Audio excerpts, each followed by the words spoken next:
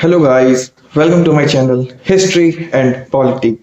आज का हमारा क्वेश्चन है, स्वदेशी आंदोलन के संदर्भ में निम्नलिखित कथनों पर विचार कीजिए। पहला, इसने देसी शिल्पकारों के कौशल तथा उद्योगों को पुनर्जीवित करने में योगदान किया। दूसरा, स्वदेशी आंदोलन के एक अवयव के रूप में राष्ट्रीय शिक्षा परिषद की स्थापना हुई थी। उपयुक्त में से कौन सा से कथन सही है?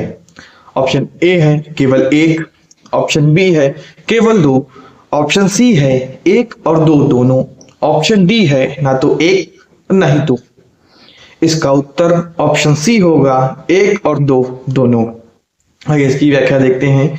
बंगाल विभाजन की प्रतिक्रिया स्वरूप आरंभ हुए स्वदेशी आंदोलन में विदेशी वस्तुओं व वस्त्रों का बहिष्कार करने के साथ साथ विदेशी स्कूलों, अदालतों, उपाधियों व सरकारी नौकरियों का भी बहिष्कार किया गया।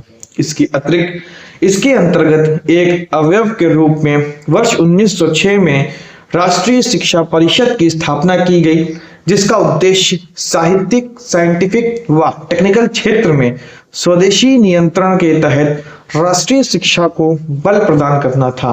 साथ ही इसके द्वारा देसी शिल्पकारों के कौशल तथा उद्योगों, हथकरघा, रेशम व वस्त्र, लौह इस्पात, चमड़ा आदि उद्योग को भी पुनर्जीवित करने का प्रयास किया गया। अतः कथन एक व दो दोनों सही है।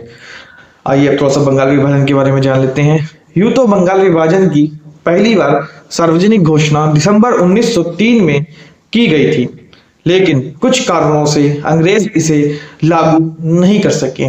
लेकिन बढ़ते राष्ट्रवाद के कारण लॉर्ड कर्जन ने 1905 में बंगाल प्रांत का सांप्रदायिक आधार पर विभाजन कर दिया। बंगाल विभाजन के समय भारत सचिव राइसले थे।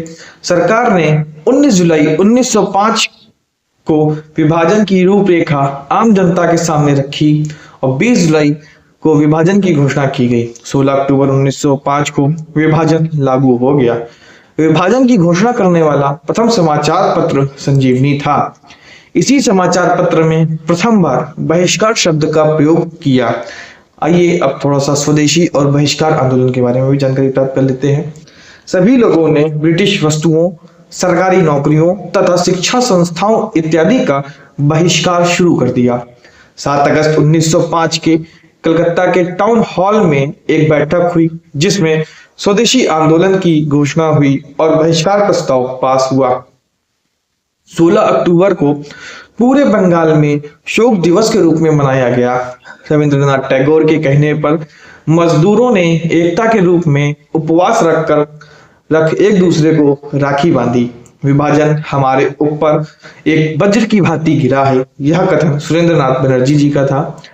यह एक निर्मम भूल है जो गोखले ने 1905 में जो कांग्रेस के अध्यक्ष भी थे, उसमें उन्होंने कांग्रेस के अधिवेशन में चीज कही थी। अश्विनी कुमार दत्त ने इसी समय स्वदेश बांधव समिति की स्थापना की।